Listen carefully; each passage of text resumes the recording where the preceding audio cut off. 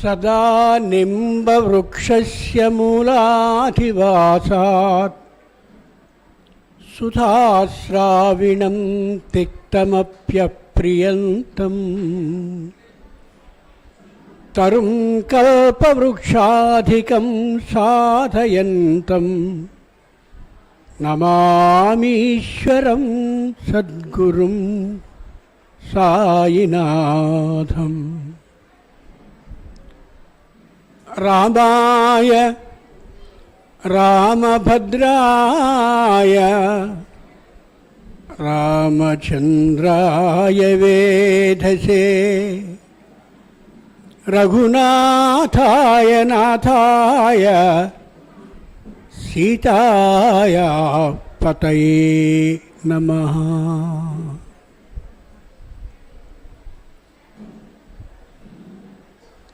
గోశాల లేనటువంటి షిరిడీకి వచ్చినటువంటి ఆనందాన్ని నేను ఇక్కడ పొందుతున్నాను.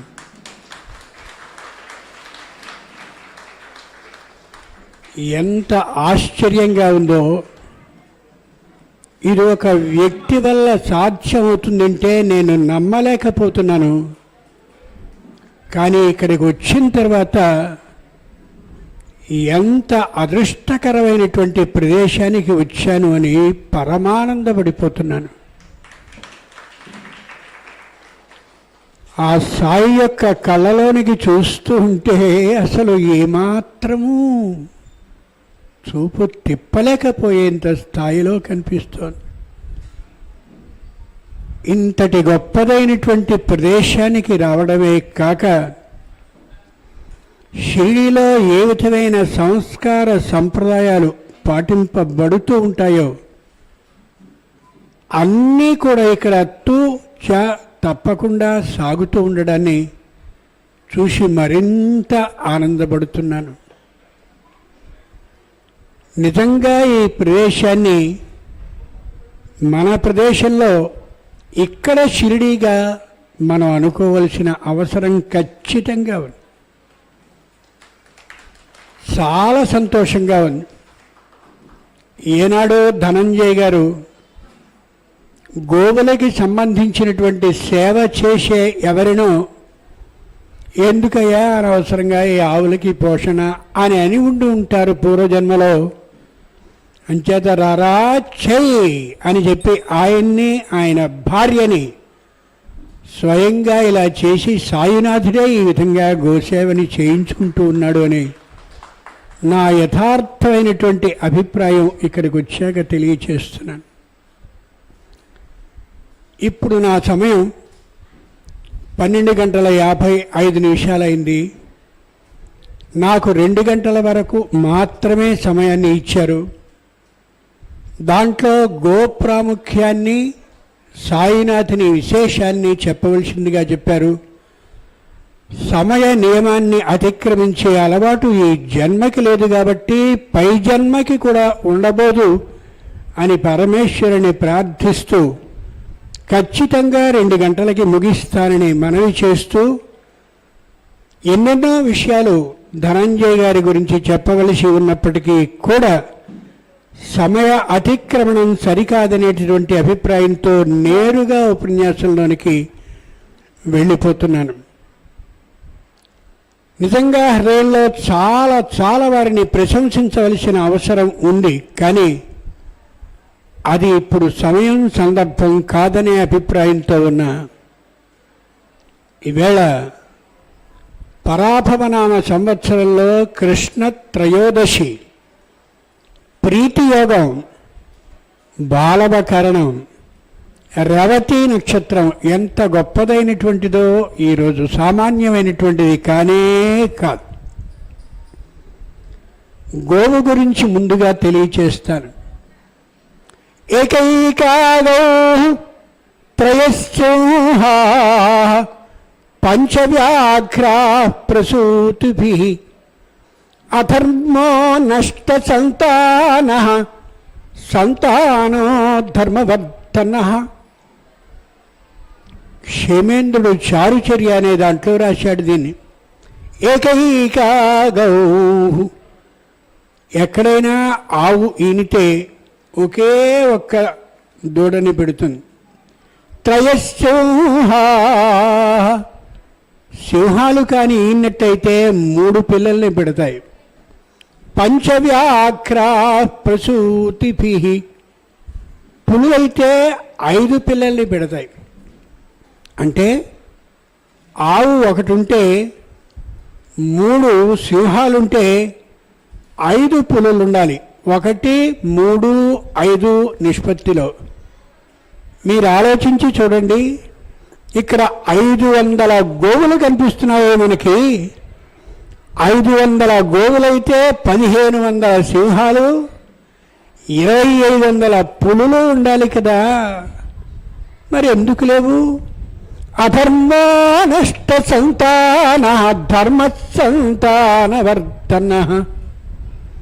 భగవంతుడు ఎంతటి కరుణామూర్తి అంటే, ఒరే ఇదే నిష్పత్తిలో కానీ ఆవుల కంటే సింహాల కంటే పులులు పెరిగినట్టయితే మీరు ఎవ్వరూ ఉండరు, కాబట్టి నేనే ఒక ఏర్పాటుని చేస్తున్నానని చెప్పి ఏ పులి సంతానాన్ని కంటుందో వెంటనే అమాంతంగా గర్భ అలసటతో ఉన్నటువంటి ఆ పులి తన పిల్లల్ని తానే మెడ కొరికి చంపేస్తుంది. అంచేత మనం బతికున్నాం. ఆలోచించి చూడండి, 500 ఆవులు ఇక్కడ ఉన్నాయి అంటే బతికి ఉండడానికి కారణం ఆ భగవంతుని అమోఘమైనటువంటి కరుణ మాత్రమే. అలాగే ఏ సింహం అయితే ఉందో అది కూడా 5 పిల్లల్ని పెడుతుంది. పంచవ్యాఘ్రా ప్రసూతిభి, 5 పిల్లలు పెట్టిన తర్వాత ఆ ఆడు సింహం విపరీతమైనటువంటి గర్భభారంతో ఉన్నప్పుడు ఆ తండ్రి అయినటువంటి సింహం వచ్చి అది కూడా మెడ కొరికి చంపుతుంది. ఇప్పటికీ మనం పిల్లి పులిలా ఉంటుంది కాబట్టి, పిల్లికి పులి లక్షణాలే ఉంటాయి కాబట్టి, ఆ మగపిల్లి వస్తుంది అంటే తల్లి పిల్లి వణికిపోతూ ఉంటుంది, ఎక్కడెక్కడికో వెళ్ళిపోతూ ఉంటుంది. గుర్తుంచుకోండి, అంతటి అమోఘమైన ధర్మ సంతానం మనకు కావాలి అంటే బాగా గుర్తుంచుకోండి. మనకి చక్కనైనటువంటి సంతానం కావాలి అని అన్నట్టయితే గో సేవని చెయ్యాలి అనేది యథార్థమైనటువంటి మాట. గుర్తుంచుకోండి, గో సేవ చేస్తే సంతానం కలుగుతుంది. వశిష్ఠుడు మహానుభావుడు, ఆయన దగ్గరికి దిలీపుడు అనేటటువంటి రాజు రాజ్యం మొత్తాన్ని మంత్రులకి భటులకి వాళ్ళకి వీళ్ళకి అప్పచెప్పేసి నాకు సంతానం లేదయా, దుఃఖంతో ఉన్నాను అనగానే, నువ్వైతే నా దగ్గరికి రా, సంవత్సరం కాలం పాటు గో సేవని చేస్తూ ఉండు, నీకు మంచి సంతానం కలుగుతుంది అని చెప్పాడు. ప్రాచీనులు అబద్ధాలు అనేటటువంటి ఒకటి ఉంటాయి అని వాళ్ళకి తెలియదు. అబద్ధాలని చెప్పి పొట్టపోసుకుందామనే ఊహలో అసలు మహర్షులు ఉండరు. అంచేత ఏ వశిష్ఠుడు చెప్పాడో, నువ్వు నీ అమోఘమైనటువంటి సంతానం కోసమని, కలగబోయే సంతానం కోసమని ఇక్కడికి వచ్చావు, గో సేవని చేస్తూ ఉండు అన్నాడు. ఒక రాజైనటువంటి వ్యక్తి ఏం చేయొచ్చు? తన దగ్గర ఎందరో ఉంటారు సేవకులు, వాళ్ళతో గో సేవని చేయించవచ్చు. కాదు, నేనే చేస్తాను అని స్వయంగా తానే ఆ ఆవు వెనక పెద్ద కర్రని పుచ్చుకుని పొద్దున్నే తోలుకుపోవడం, సాయంత్రం అది మేసినంతకాలము అంతసేపు వెనకాలే ఉండడం, తిరిగి వచ్చిన తర్వాత గోవుకి ముమ్మారు తన భార్యతో కలిపి ప్రదక్షిణాన్ని చేసి ఆ తర్వాత వశిష్ఠ మహర్షి దగ్గరకు వెళ్ళి ఆ ఆవు పాలతో అక్కడ చేయవలసినటువంటి హోమకృత్యం అంతా ముగించిన తర్వాత తీర్థాన్ని తీసుకునేవాడు. అలా పుట్టినటువంటి మహానుభావుడే రఘు అనే పేరు కలిగినటువంటి మహానుభావుడు. ఆ రఘువంశంలో పుట్టినటువంటి వాడే రామచంద్రుడు. ఆలోచించి చూడండి, చక్కనైన సంతానం కలగాలి అంటే గో సేవని చెయ్యాలి. స్థితాం ఉచ్చలిత ప్రయాతాం నిషేదుషీం ఆసనబంధధీర జలాభిలాషి జలమాదధాన ఛాయేవతాం భూపతిరన్వగచ్చత్. ఆవు వెనకాల వెళ్ళేటటువంటి దిలీపుడు మహారాజు అయినటువంటి వాడు తానే స్వయంగా ఓ కర్రని పుచ్చుకుని అలా వెనక వెడుతూ స్థితాం, ఆ ఆవు ఆగితే ఈయన ఆగేవాడు. ఉచ్చలిత ప్రయాతాం, అది ఒక అడుగు వేస్తే దాని వెనకే ఈయనలా అడుగు వేస్తూ వెళ్ళేవాడు. నిషేదుషీం, ఒకవేళ అది కానీ అలా పడుకున్నట్టయితే ఆసనబంధధీర, ఈయన అలాగే వెన్నెముకొని చాచి అక్కడే కూర్చుని ఎప్పుడది లేస్తే అప్పుడు మాత్రమే లేవాలనే ఆ యథార్థమైన స్థితిలో ఉండేవాడు. జలాభిలాషి, అది ఒకవేళ నీళ్లు కావాలనే అభిప్రాయంతో చొంగని కారుస్తూ ఉన్నా, లేక నాలుకని అదో విధంగా ఆడిస్తూ ఉన్నా, జలమాదధానా, దానికి నీళ్ళోడమే కాదు తాను తాగేవాడు మహానుభావుడు. ఛాయేవతాం భూపతిరన్వగచ్చత్, ఏ వ్యక్తి అయినా సరే వెళుతున్నప్పుడు నీడ ఎలా ఉంటుందో ఆ వ్యక్తి చేస్తున్న విధానాన్నే నీడ ఎలా అలా అనుసరిస్తూ ఉంటుందో అలా చేసి అమోఘమైనటువంటి పుత్రుణ్ణి రఘుమహారాజు అనేటటువంటి వాడిని కంటే ఆ రఘువంశంలో పుట్టినటువంటి ఉత్తముడే రామచంద్రుడు అయ్యాడు. గుర్తుంచుకోగలగాలి. తల్లులారా, సంప్రదాయం అంటూ నిలిచిన సంప్రదాయం ధ్వంసమైపోయినా మీ వల్ల మాత్రమే జరుగుతుంది. చాలా ధైర్యంగా నేను చెప్తున్నాను.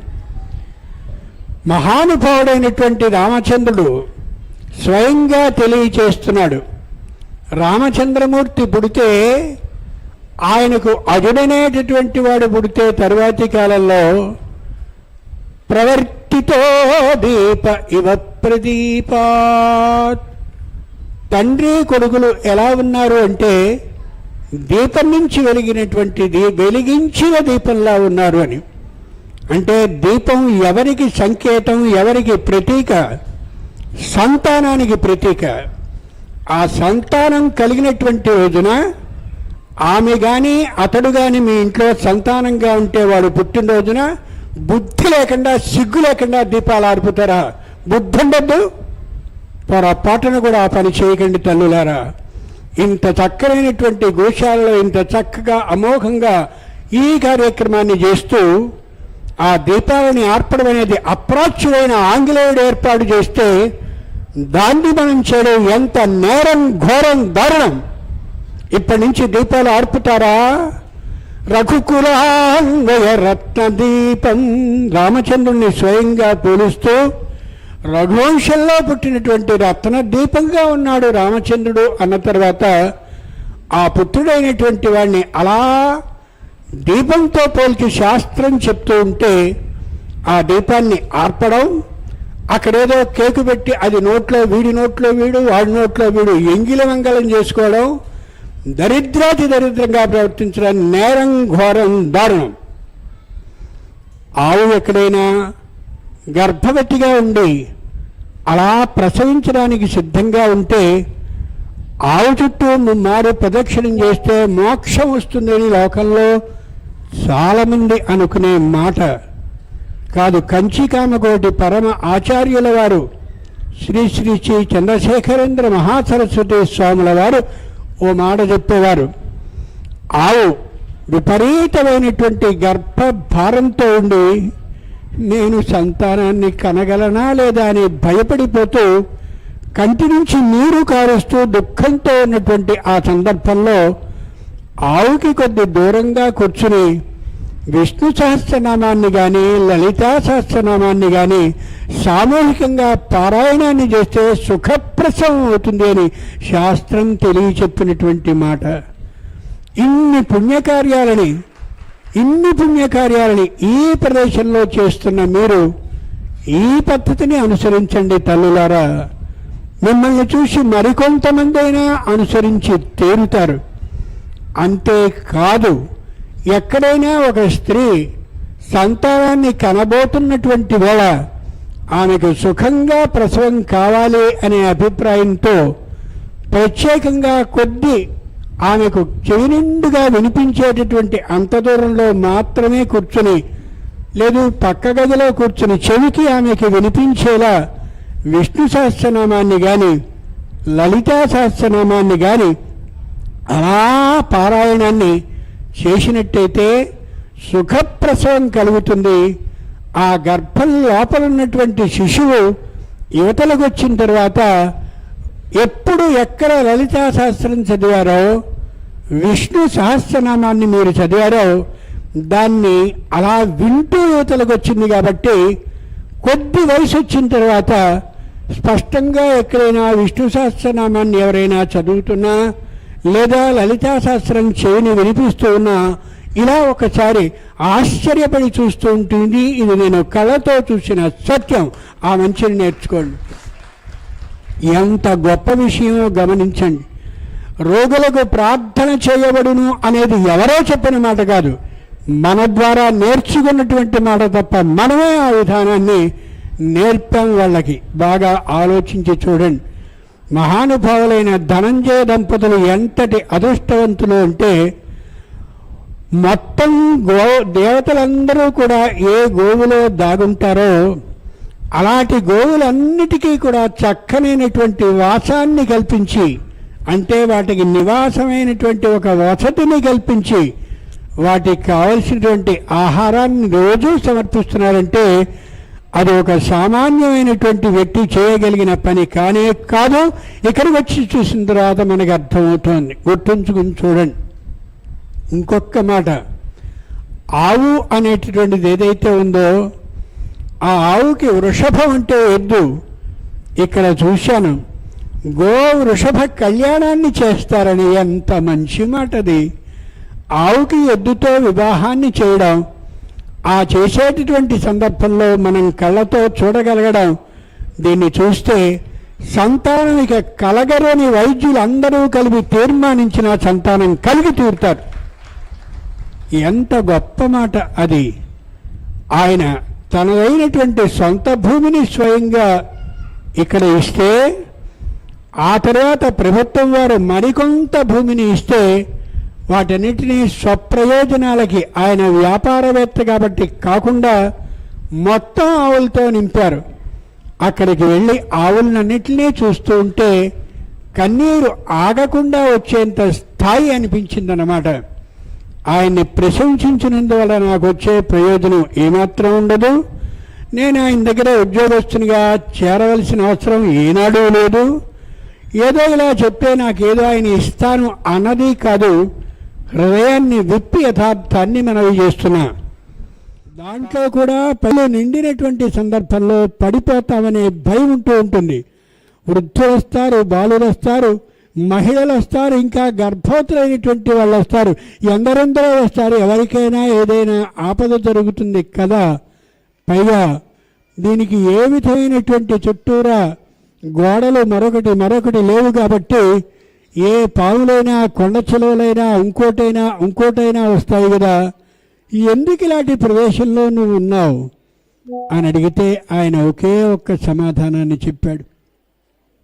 నేను అంటే భక్తి విశ్వాసాలే కానీ మీకున్నట్టయితే ఇక్కడికి వచ్చి తీరుతారు.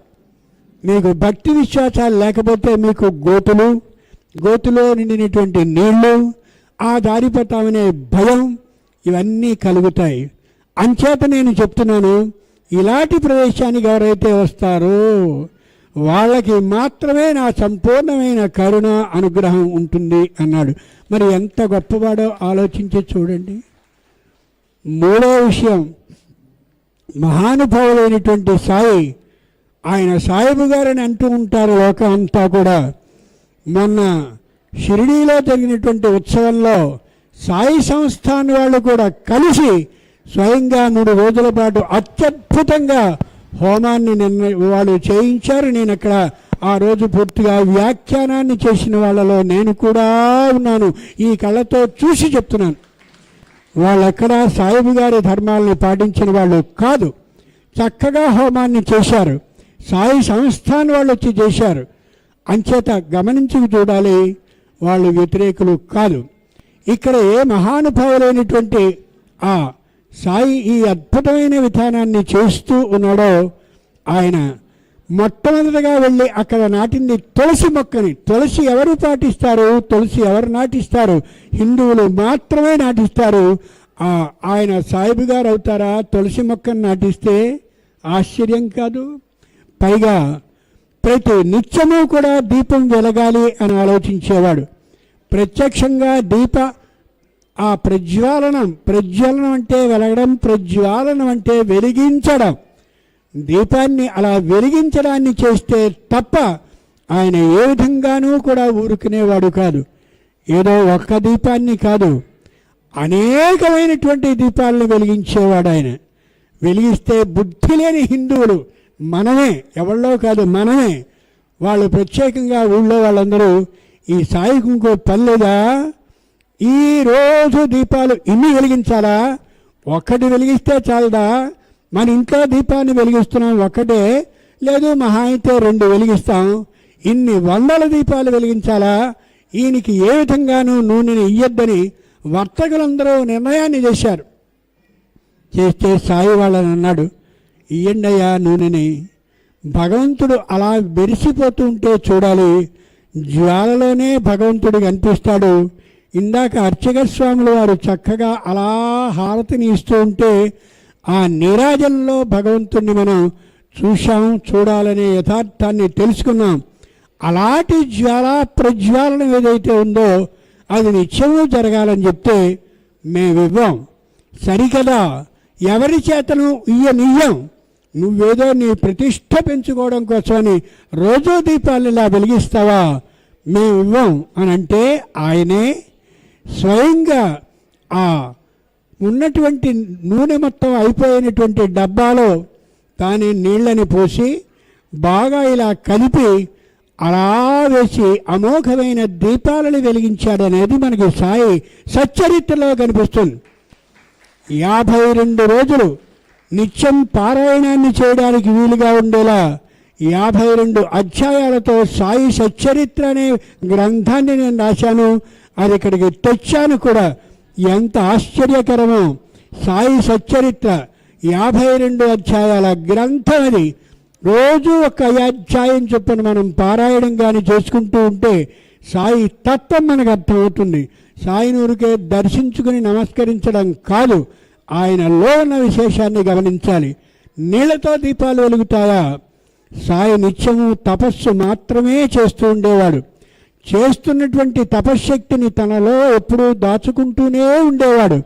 ఆ దాచుకున్న తపశ్శక్తిని స్వయంగా ధారపోసి నీళ్లలో దీపాన్ని వెలిగించే శక్తిని, ఆ తైల శక్తిని ఏర్పాటు చేశాడు. అది సాధ్యమయ్యేది వారికంటే తపశ్శక్తి ఉన్నటువంటి వారికి మాత్రమే యథార్థం తెలుస్తూ ఉంటుంది. ఎక్కడైనా జాగ్రత్తగా పరిశీలించి చూడండి. శ్రీమద్ రామాయణంలో దీనికి సంబంధించినటువంటి ఆ అమోఘమైన ఘట్టం కనిపిస్తూ ఉంటుంది.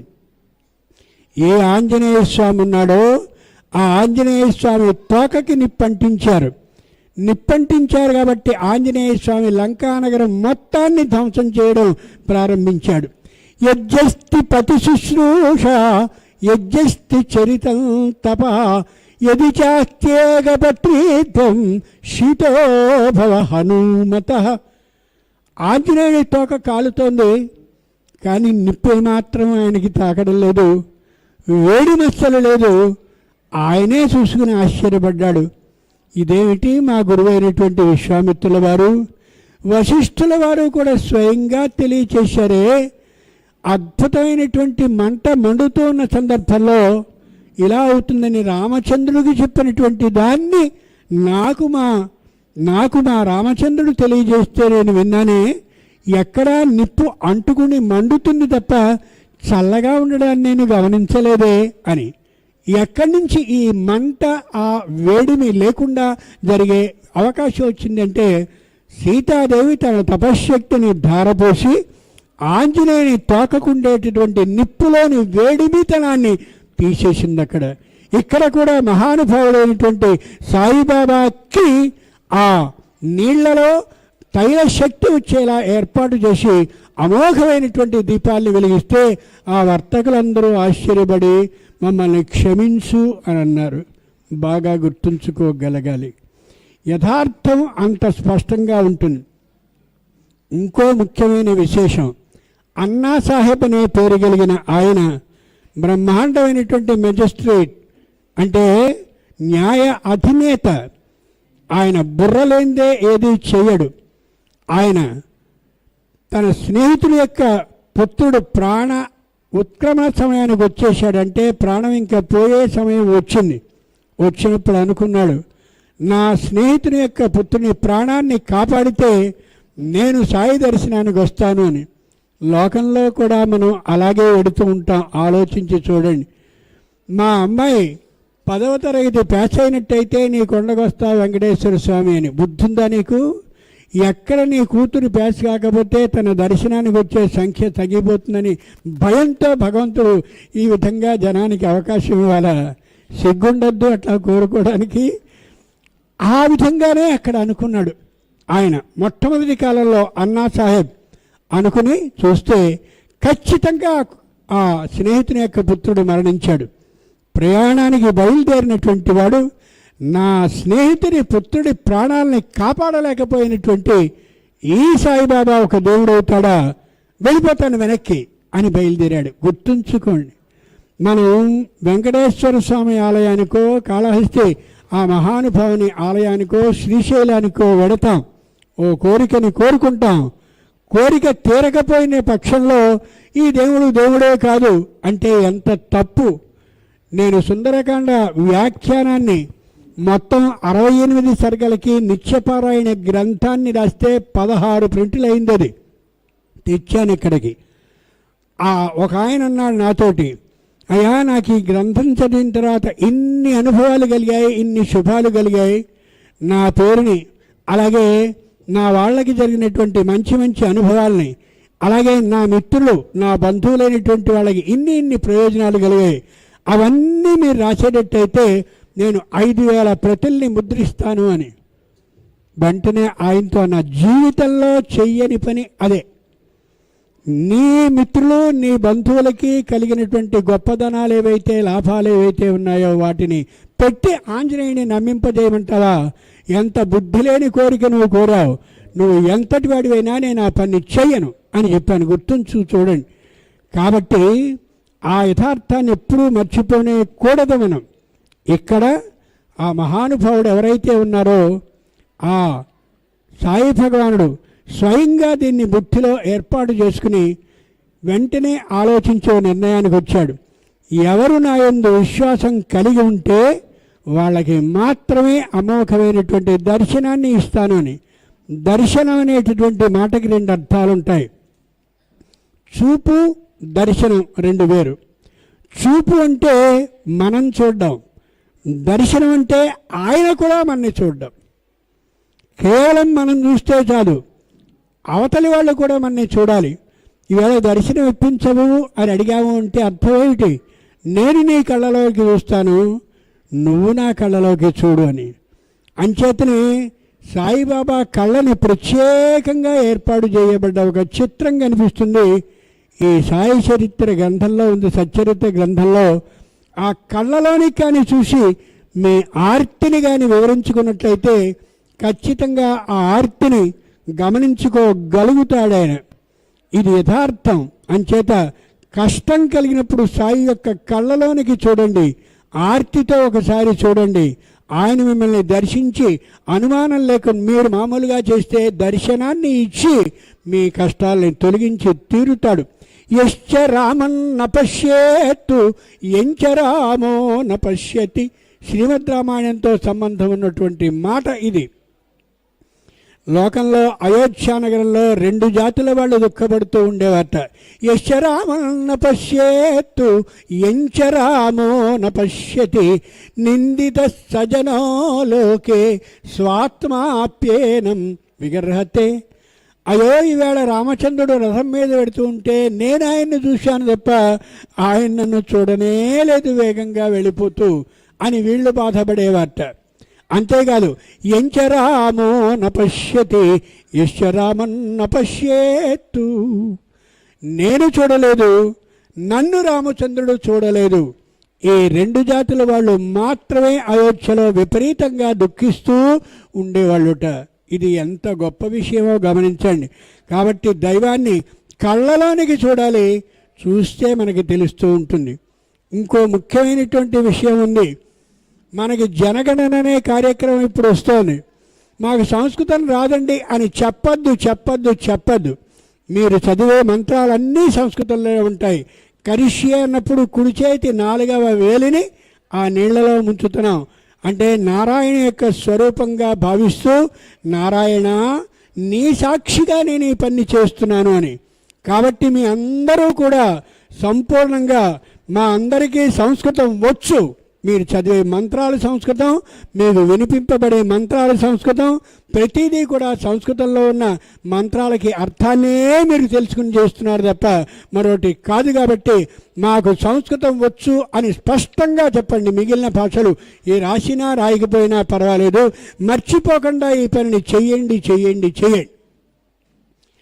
ఈ విషయం మీరందరూ ఎలా సంస్కృతంలో మంత్రాలకి అర్థాన్ని తెలుసుకుంటున్నారో ఈవేళ ప్రత్యేకంగా లలితా సహస్రనామ పూజ మంత్ర అర్థ వివరణం అనే గ్రంథాన్ని కూడా తెచ్చాను నేను. ఇక్కడ ఆచమనం చేసిన దగ్గర నుంచి మొత్తం పూజ అయ్యేంత వరకు కూడా మీరు రోజూ జరిగేటటువంటి మంత్రాలకి అర్థం ప్రతి దానికి దాంట్లో ఉంటుంది. ఖచ్చితంగా దాన్ని గమనించి చూసుకోవచ్చు. ఈ మాటను ఎందుకు చెప్తున్నానంటే నా పుస్తక ప్రచారం కోసం కాదు, కేవలం మనం సంస్కృతాన్ని బాగా చదువుకుని సంస్కృతంతోనే శరీరాన్ని పెంచుకున్న వాళ్ళము అని అర్థం చేసుకోవడం కోసమే. అక్కడ నైవేద్యాన్ని పెట్టినా మరొకటి చేసినా కూడా. సాయిబాబాలో మరో అద్భుతమైనటువంటి కోణం ఏమిటంటే, ఆహారాన్ని పెట్టడం కోసమని నేను నిన్ను పిలుస్తున్నాను అని చెప్పి అందావిడ. అలాగా తాత్య భార్య ఇద్దరూ వచ్చి అడిగితే, అలాగేనయ్యా తప్పకొస్తాను, నేను సమయాన్ని పాటిస్తాను, బాగా గుర్తుంచుకోండి ఆయన అన్నారు సాయి. కాబట్టి సాయి భక్తులు కానీ మీరు అయ్యుంటే ఆయనకి నచ్చిందే మీరు కూడా చేయాలి. కాబట్టి ఖచ్చితమైనటువంటి సమయానికి సాయి హారతి ఎలా అయితే ఇస్తారో అలాగే సమయాన్ని మీరు కూడా పాటించండి. ఆ సమయాన్ని పాటించితేనే సాయి భక్తులు అవుతారు తప్ప ఆయన ఏదో పిచ్చివాడు కాబట్టి చేశాడండి మేము మాత్రం చేయలేకపోయాము అంటే ఆయన అనుసరించిన వాళ్ళు ఎందుకు అవుతారు? ఖచ్చితంగా నేను 2 గంటలకు వస్తానమ్మా, నువ్వు నాకు ఇష్టమైంది పేణీలనే విషయం నీకు తెలుసు కదా, దాన్ని చక్కగా నువ్వు పెట్టు. తీపి పిండి వంటల్లో నాకు పేణీ చాలా ఇష్టం, దాన్ని పెట్టు. నాకు స్వచ్ఛమైనటువంటి సువాసన మరింత ఇష్టం, అంచేత నాకు ఆ అగరధూపాన్ని కూడా పెడుతూ ఉండు. ఖచ్చితంగా వస్తాను. అయిపోయింది. 2 అయింది, 3 అయింది, 4 అయింది, ఏమీ రాలా. వెంటనే ఆ ఇద్దరు వచ్చారు భార్యాభర్తలు.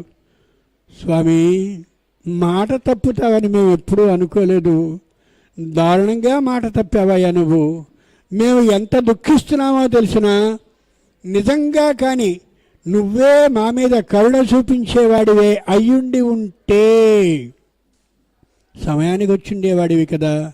నిరాశాముఖంతో నిస్పృహతో మేము ఇక్కడికి వచ్చాం అని వాళ్ళు నమస్కరిస్తే ఆయన అన్నాడు, అదేమిటమ్మా, నల్ల కుక్క రూపంలో నేను వచ్చాను, వచ్చి అమాంతంగా లోపలికి వచ్చాను, నువ్వు కర్రతో కొట్టావు, ఇదిగో చూడని వీపుని చూపిస్తే అలా చారలు కనిపించాయి. అంటే ఏమిటి దాని అర్థం? ఏ కనిపించేటటువంటి ప్రాణికైనా సరే ఆహారాన్ని పెడితే ఆ ఆహారం సాయికే చెందుతుంది, సర్వజీవ స్వరూపుడు అని దాని అర్థం. ఎంత గొప్ప మాట చూడండి. ద్విజసుహృత్పృచ్ఛ జనోథవా తదా దరిద్ర భిక్షాచరణశ్చయోపవత్ నత్ర కచ్చిన్న బభూవ తర్పిత యథార్హ సమ్మానన దాన విభ్రమై. రామచంద్రుడు సీతమ్మ అరణ్యానికి వెళ్ళబోతూ ఏం చేద్దాం అని ఇద్దరు అనుకుని మొత్తం వచ్చిన వాళ్ళందరికీ కూడా ఆహారాన్ని పెడదాం. అన్న సంతర్పణం తప్ప అన్న దానం అనే మాట అస్సలు అనకండి. అన్న సంతర్పణం, అందరికీ తృప్తిని పెరచడం అని అర్థం. వచ్చిన అందరికీ కూడా వాడు శత్రువా మిత్రుడా ఒకడా అదోటా ఇదోటా ఎప్పుడైనా నన్ను తిట్టాడా ఏమీ లేదు, చక్కగా పెట్టడమే. అలా చేశారు ఆ మహానుభావులు ఇద్దరూ కూడా. ఇదిగో కుక్క రూపంలో వస్తే నువ్వు కొట్టావు కదమ్మా, తప్పైపోయింది. నేను అసలు అలా వస్తావని నువ్వు అనుకోలేదు నేను, కాబట్టి అర్థమవుతోంది. చక్కనైనటువంటి కుక్క ఏ విధంగా, చక్కనైన కుక్క అంటే ఆరోగ్యంగా ఉన్న కుక్క అనేది అర్థం కాదు. ఎక్కడైనా కుక్క కానీ అలా ఉన్నట్టయితే, దానికి ఆహారాన్ని కానీ తినిపించినట్టయితే సాయి భగవానుడికి పెట్టినట్టుగానే భావించండి. ఓ తండ్రికి తల్లికి 10 మంది పిల్లలైతే ఆ 10 మంది పిల్లల్లోనూ ఒక్కడంటే బాగా ఇష్టం ఉండి తల్లిదండ్రులకి మిగిలిన 9 అంటే ఇష్టం లేకుండా ఉండదు. అందరిడా సంపూర్ణమైన ఇష్టం కలిగే ఉంటారు. శ్రీమన్నారాయణ ఎవరైతే ఉన్నారో, ఆయన భార్య అయిన లక్ష్మీదేవి ఎవరైతే ఉన్నారో, 84 లక్షల జీవరాశులు వారికి సంతానమే. కాబట్టి మనుష్యులైన మనమే పూర్తిగా తిని త్రేంచి హాయిగా నేను తిన్నానంటే అది లోకోద్ధరణం ఏమాత్రము కాదు. మొత్తం లోకంలో జీవులు 84 లక్షల జీవరాశులు అన్నారే. జీవము అంటే ఉచ్ఛ్వాస నిశ్వాసాలను చేస్తూ ఖచ్చితంగా ఎదుగుదల అనేవి వేటికైతే ఉంటుందో అవన్నీ జీవాలే. చెట్లు జీవాలు అని జగదీష్ చంద్రబోస్ అనే మహానుభావుడు చెప్పాడని మనం ఏడుస్తూ ఉంటాం చరిత్ర పాఠాల్లో. నిజం కాదు కాదు కాదు, దాన్ని చెప్పింది మన ప్రాచీనులు, వాళ్ళు తెలియజేశారు. అంచేతనే చెట్టు అనేది మెల్లగా పెరుగుతూ ఉంటుంది, అలా కొంతకాలానికి నశిస్తుంది. అదిగో ఆ చెట్టుకి నీళ్లు పోసినా చాలు సాయి భగవానుడికి చెందినట్టే, అనుమానం ఏమాత్రమూ లేదు. ఎంత యథార్థమో.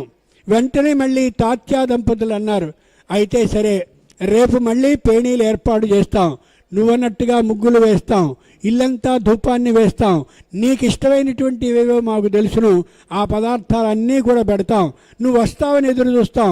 ఎన్నింటికి? 3ంటికి ఖచ్చితంగా వస్తాను. ఆవిడ బాగా పేణీలు సిద్ధం చేసింది, మంచి పిండి వంటలు ఏర్పాటు చేసింది, చక్కనైన ముగ్గులు పెట్టింది. బాగా గుర్తుంచుకోండి తల్లులారా, సాయి భగవానుడికి ఇష్టం ముగ్గులు కూడా. అంచేత ముగ్గులు పెట్టింది.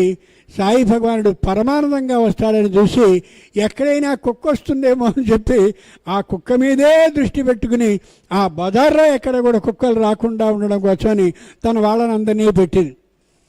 బ్రహ్మాండంగా ఈ విధంగా ఓసారి లోపలికి వెళ్ళడం, ఓసారి పిండి వంటలు అయింది లేనిది చూసుకుంటూ ఉండడం, ఓసారి మళ్ళీ సాయి భగవానుడు వస్తున్నాడేమో అని చూస్తూ ఉండడం. లోపలికి యువతలకి వస్తూ ఉంటే ఎక్కడి నుంచో నల్లని దున్నపోతుతో సమానంగా ఉండే గవిడగేది ఒకటి లోపలికి వచ్చేసి అమాంతంగా దాన్ని అలా పట్టుకునేసరికి విపరీతమైన బాధ వచ్చి గట్టిగా కర్రతో దాన్ని కొట్టడమే కాకుండా అయ్యయ్యో ఎంత కష్టం జరిగిపోయింది అని మళ్ళీ చూసింది. 5 వరకు సాయి భగవానుడు రాలా. మళ్ళీ వెళ్ళింది. స్వామి మళ్ళీ మాట తప్పావు. నేనా నువ్వా మాట తప్పింది?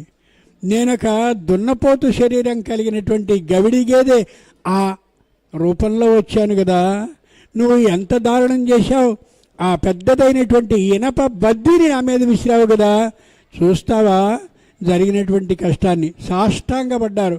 స్వామి అర్థమైంది మాకు, నువ్వు ఏ రూపంలో అయినా వస్తావని మాకు అర్థమవుతోంది. కాబట్టి మేము ఈసారి ఖచ్చితంగా అలాంటిదేమీ లేకుండా స్వయంగా నీకోసమే వస్తాము అని. బాగా గుర్తుంచుకోండి, భగవంతుడికి ఇష్టమైనవి ఏవి అనేటటువంటి విషయాన్ని చెప్తూ జ్యోతిష శాస్త్రం మాట చెప్తూ ఉంటుంది. అమ్మా నీకు శని దోషం బాగా ఉందా, అయితే ఓ పని చేయి, ఏ పుట్ట ఉంటుందో ఆ చీమల పుట్ట దగ్గరికి వెళ్ళి అక్కడ బెల్లపు పొడిని పంచు. ఏ పాములు ఉంటాయో ఆ పుట్ట దగ్గరికి వెళ్ళి ఆ పుట్ట దగ్గర కోడిగుడ్లని కానీ లేదా పాలని కానీ సమర్పించిరా. అంతేకాదు ఇలా ఇలా ఇలా కొన్ని ప్రత్యేకమైన ఉన్నాయి అని అంటూ కనిపించేటటువంటి కాకులు వస్తాయే, ఆ కాకులకి రోజు నువ్వు అన్నాన్ని తినబోయే ముందు ఒక కవళాన్ని పెడితే అవి తింటాయి. ఎక్కడైనా సరే తల్లి తండ్రి దురదృష్టవశాత్తు మన దురదృష్టవశాత్తు గతిస్తే వాళ్ళని తలుచుకుని మనం ఒక కాకి పిండాన్ని, దాన్నే వికిర పిండము అని ఉంటుంది శాస్త్ర పరిభాషలో, ఆ పిండాన్ని పెడితే ఇక్కడ ఇంట్లో ఒకడున్నాడు, వాడు రోజు ఆహారాన్ని పెడతాడని తనొక్కటి మాత్రమే తినేది. లోకంలో మనుషులు ఎవరైనా సరే ఎవరింటికైనా వెళ్ళినట్లయితే వాడు అక్కడూ తినేస్తాడు, అంతేగాని ఇంకెవరిని పిలవడు. పిలిస్తే వీడు వాళ్ళకు కూడా పెడతాడు కదా అనే అభిప్రాయంతో. కానీ ఏ పశు పక్షి జాతులైతే ఉన్నాయో వాటికి పెడితే అవి అబ్బో ఇక్కడ మంచి దాతకుడు ఉన్నాడే, రండి రండి రండి అని అన్నీ ఆ ఒక్క కాకి అన్ని కాకుల్ని పిలుస్తుంది. ఆ చిన్న చీమ ఇంకొక 1000 చీమల్ని పిలుస్తుంది, ఇంకొకటి ఇంకొకటి ఇంకొకటి అన్నిటిని పిలిచి స్వయంగా భోజనాన్ని పెట్టే ఏర్పాటుని చేస్తాయి. వాటిలో ఉన్నటువంటి అద్భుతమైన ఆ సమీకరణ శక్తి మనలో లేకపోవడం ఎంత నేరం. ఇది శ్రీమద్ రామాయణాన్ని కలుపుకున్నట్టయితే చాలా అద్భుతంగా తెలుస్తూ ఉంటుంది. బాగా గమనించుకు చూడండి. సాయి భగవానుడు చేసింది మొత్తం లోకంలో ఉండే అన్ని జీవులకి ఆహారాన్ని పెడితే అది తనకే చెందుతుందనే అమోఘమైన విశేషాన్ని మనకి తెలియచేశాడు. అంచేతనే ఇక్కడ అమోఘమైనటువంటి ఆ ఆహార పదార్థ నైవేద్యాలు నిత్యము జరుగుతూ ఉన్నాయి. గుర్తుంచుకుని చూడండి తల్లులారా, పెద్ద కష్టమైన అంశం కాదు ఇది. ఒక గుప్పెడు అన్నాన్ని మామూలుగా అక్కడ పెట్టినట్టయితే ఎంత ఆనందపడతాయో. గృధ్రవాయస జలచర రూపేణ భక్షతాం. ఎక్కడైనా సరే దురదృష్టవశాత్తు మన దురదృష్టవశాత్తు మరణించినటువంటి తల్లిదండ్రులు కానీ ఉన్నట్టయితే అన్నాన్ని పెడితే గ్రద్ద రూపంలోనూ కాకి రూపంలోనూ ఏదీ లేకపోయినట్టయితే జలచర నీళ్లలో వేస్తే ఆ నీళ్లలో ఉండేటటువంటి తాబేళ్లు, పీతలు, నత్తలు, చేపలు ఇంకే ఉంటాయో అవన్నీ స్వీకరిస్తాయి. ఎంత గొప్ప మాట. ఒకవేళ అలాంటిది ఎక్కడైనా మనకి కానీ కనిపించకపోయినట్లయితే అలా భగవంతుడికి నివేదన చేస్తూ ఓ గోడ మీద పెట్టినట్టయితే తప్పక స్వీకరించి తీరుతాయి, అనుమానం లేదు. శ్రీమద్ రామాయణంలో రామచంద్రమూర్తి అలా అనేక పర్యాయాలు చేశాడనేందుకు ఆధారాలు స్పష్టంగా ఉంటూ ఉంటాయి. అంచేత సాయి భగవానుడి యొక్క ఈ మాట శ్రీమద్ రామాయణానికి సంబంధించినటువంటి మాట. ఇంకో విశేషాన్ని మనం అర్థం చేసుకోవచ్చు. సాయి భగవానుడు ఓ మేకని సావడానికి సంసిద్ధంగా ఉన్నది కాదు, మంచి ఆరోగ్యంగా ఉన్నటువంటి మేకను ఒకదాన్ని అలా తీసుకొచ్చి ఎవరో పెడితే దాన్ని చూపించి మొట్టమొదట బడే బాబాని పిలిచాడు. బడే బాబా సామాన్యుడు కాదు. ఆయనకి ప్రతిరోజు 50 రూపాయల దక్షిణని ఇచ్చేవాడు. బడే బాబా వస్తే తప్ప భోజనాన్ని తాను కూడా చేసేవాడు కాదు. పైగా ఇటొక వరుస అటొక వరుస కూర్చుంటే ఆ 2 వరుసలకి మధ్యలో బడే బాబాని ఉంచేవాడు. బడే బాబా అమోఘమైనటువంటి శాస్త్ర పండితుడు, అంతేకాక విషయాల్ని తీర్చగలిగిన సమర్థుడు కూడా. నువ్వు బ్రాహ్మణుడివి, అంచేత నీకు చెప్తున్నాను, ఈ మేకని చంపేయి అన్నాడు. నేను మేకని చంపడమా? బ్రాహ్మణుణ్ణి? అది అలా విపరీతమైన దుఃఖంతో చంపబడడానికి ఏం నేరం చేసిందని. ఒకవేళ నేరమేది కానీ చేసి ఉన్నట్లయితే నేనా చంపదగిన వ్యక్తిని? ప్రత్యేకంగా ఆ చంపేటటువంటి లక్షణం, అలవాటు, ఆహారం తినే పద్ధతి ఉన్న వాళ్ళకి వచ్చు, నాకిదేమిటి అని చెప్పి బడే బాబా ఆ మాట వింటూనే అలా అమాంతంగా వెళ్ళిపోయేవాడు. సాయిబాబా సాయిబు గారు కాదు, ప్రతిరోజు అన్నమంత్రం చదివితే తప్ప భోజనాన్ని పెట్టించేవాడు కాదు. పైగా నిలబడి తినడం అనేది ఏదైతే ఉందో, ఇప్పుడు పశువులన్నీ మనం చూసాం కదా, ఆ నిలబడి తింటున్న విధానాన్ని, అదే పద్ధతిని మనం కూడా చేసినట్టయితే మనం కూడా వాటితో సమానమే. తోకలు లేనిటువంటి వాళ్ళం, కొమ్ములు లేని వాళ్ళం తప్ప మరొకటి ఏమాత్రము కాదు. కూచుని చక్కగా మనం తిన్నట్టయితే అది అద్భుతమైనటువంటి విధానం. బాగా గమనించి చూడండి. కష్టమైన అంశం కాదు అది. ఒక్కసారి కానీ చేసినట్టయితే, నేర్చుకున్నట్టయితే మనం సాయిబాబాని అనుసరించినట్టు. ఏనాడైనా సాయిబాబా ఎక్కడైనా నిలబడి భోజనాన్ని చేయడాన్ని చేశాడా? గమనించి చూడండి. ఆయనైనా నిలబడి ఏనాడైనా భోజనాన్ని చేసిన జాడ ఎక్కడైనా ఉందా? చూడండి, ఎక్కడా ఆ జాడ కనిపించదు.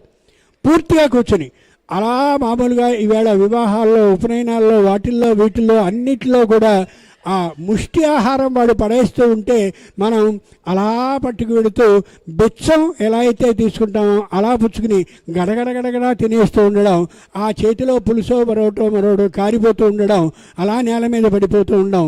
ఎవరు అన్న సంతర్పణానికి దానం చేశారో వాళ్ళ పేరు ఊరు ఏమీ తెలియకుండా అమాంతంగా తినేయడం జరుగుతోంది. గమనించి చూడండి, ఇది పద్ధతే కాదు. సాయిబాబా చెప్పాడు, సాయిబాబాని అనుసరించే వాళ్ళమే మనం అయితే ఖచ్చితంగా కూర్చుని భోజనం చేసే విధానాన్ని ఏర్పాటు చేసుకుని తీరాలి. సాయిబాబా మరో చిత్రం ఒకటి ఉంది. వెంటనే ఎప్పుడైతే బడే బాబా చంపడానికి ఇష్టం లేక అమాంతంగా ఇప్పుడే వస్తాను అంటూ కత్తి తెస్తానంటూ వెళ్ళిపోయి ఇక వెంటనే దాక్కున్నాడు ఆయన. నువ్వు దాక్కున్నావా? సరే అయితే శ్యామ రా అన్నాడు. శ్యామ అంటే మామూలు కాదు, సాయిబాబాకి 6వ ప్రాణం లాంటివాడు, రామునికి లక్ష్మణస్వామి లాంటివాడు. వెంటనే ఆయన వచ్చాడు. వచ్చిన తర్వాత ఏమిటి? నువ్వు చంపేయి. అయ్యో, ఆ మేకని నేను చంపాలా?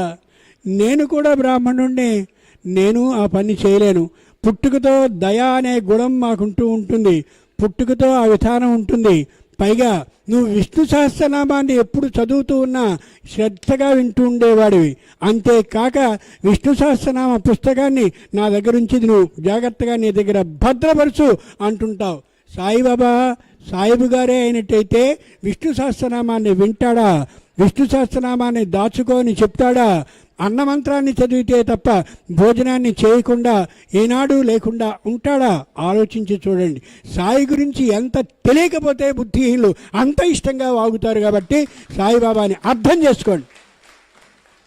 సాయిబాబా సాయిబు గారు కానే కాదు. తులసి మొక్కని నాటడం, దీపాలని వెలిగించడం, స్వయంగా అన్నమంత్రాన్ని చదివాక మాత్రమే భోజనాన్ని చేయించడం, ప్రాణి విషయంలో ఆలోచన కలిగి ఉండడం, అంతేకాక అన్ని జీవరాశులకి భోజనాన్ని పెట్టి అదంతా కూడా నారాయణ స్మరణపూర్వకంగా చేస్తున్నదిగా భావించడం, ఇన్ని విధానాలు హిందూ ధర్మంలో ఉన్నవే తప్ప మరొకటి కాదు. వెంటనే ఈ బడే బాబా తర్వాత శ్యామ కూడా అలా వెళ్ళిపోతే వెంటనే రాధాకృష్ణమాయి కబురు చేశాడు ఆయన. మహానుభావుడైన ఈ సాయిబాబాకి నిత్యం రుచికరమైన ఆహారాల్ని సిద్ధం చేస్తుంది ఆవిడ.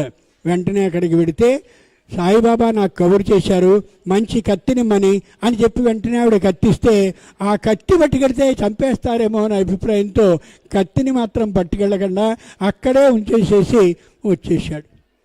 తర్వాత ఇప్పుడు కాకాని పిలిచాడు. ఆయన బ్రాహ్మణుడే. అక్కడ ఉండే వాళ్ళందరూ అనుకున్నారు, చూసావా సాయిబాబా ఎంత దుర్మార్గుడో, సాయిబాబా ఎంత హిందూ వ్యతిరేకో, బ్రాహ్మణ వ్యతిరేకో. ఆయన సాయిబు గారు కాబట్టి బ్రాహ్మణు చేత మేకని నరికిద్దామని అనుకుంటున్నాడని వాళ్ళందరూ అనుకుంటూ ఉంటే వెంటనే ఈ 3వ వాడైనటువంటి కాక వచ్చి ఆ కత్తిని తీసుకొచ్చి అలా కళ్ళు మూసుకుని నిలబడ్డాడు. నేను గురువుని, నువ్వు శిష్యుడివి, శిష్యుడైన వాడు గురువు యొక్క వాక్యాన్ని వినాలి, అంచేత తెగై ఒకే ఒక్క దెబ్బలో తెగిపోవాలి, లేకపోతే హలాల్ చేసినట్టుగా కాదు, తగ్గొట్టు అన్నాడు. కళ్ళు మూసుకుని స్వయంగా అలా చంపడానికని కాకా ఎప్పుడైతే అలా కత్తిని ఎత్తాడో వెంటనే అన్నాడు, బుద్ధి లేదా? నువ్వు బ్రాహ్మణుడివి, నువ్వు చంపుతావా? ఎందుకు ఎలా చేస్తున్నావు? స్వామి, నీ మాటకి అర్థం మాకు ఏం తెలియడం లేదు. ఇందాక చంపమని 3గురిని అలా ఆజ్ఞాపించావు, నేను 3వ వాడిని, చంపబోతే స్వయంగా వద్దంటావేమిటి?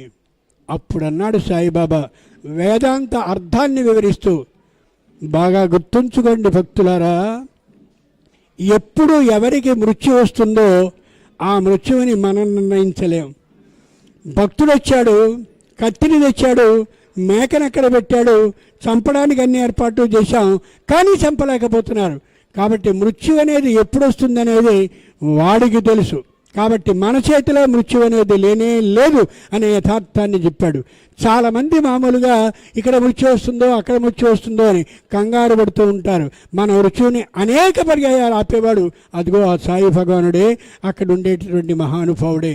ఆలోచించి చూడండి, మృకండు పుత్రుడైనటువంటి మార్కండేయుడికి మృత్యువు రాబోతే దాన్ని స్వయంగా యముని దగ్గరికి వెళ్ళి శంకరుడే ఆపాడు. దాన్ని గుర్తుంచుకోగలగాలి. ఎక్కడైనా సరే పురాణాల్లో ఇతిహాసాల్లో ఉండేటటువంటి ఆ రహస్యాల్ని కానీ గమనించినట్టయితే ఎన్ని దోషాలు మన మనం చేస్తుంటామో దోషాలకు సంబంధించిన మృత్యు ఎప్పుడు రావాల్సి ఉందో మనం భయపడ్డం కాదు.